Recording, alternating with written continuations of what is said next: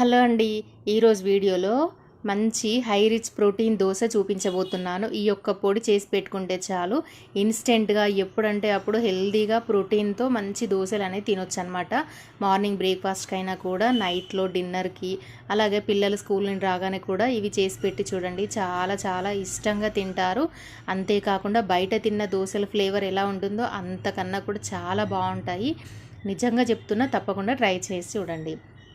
ముందుగా దీనికి కావాల్సినవి ఏంటి అంటే, ఒక కప్పు క్వాంటిటీ తీసుకొని దానితో ఒక కప్పు ఎర్రపప్పు, శనగపప్పు, పెసర్లు, పచ్చ జొన్నలు, దొడ్డు రవ్వ, అలాగే ఒక కప్పు అటుకులు, కప్పు కందిపప్పు, 2 కప్పుల బియ్యం, 1 స్పూన్ మెంతులు. ఇంతేనండి. ఇవన్నీ ఒక్కసారి మొత్తం కలిపేసుకొని మంచిగా మిక్సీ పట్టుకోండి, లేదంటే పిండి గిర్నీకి ఆడించుకోండి. అంతేనండి. మనకి పిండి తయారు చేసి పెట్టుకుంటే ఎప్పుడంటే అప్పుడు దోశలు వేసుకోవచ్చు. ఇక్కడ నేనైతే ఒక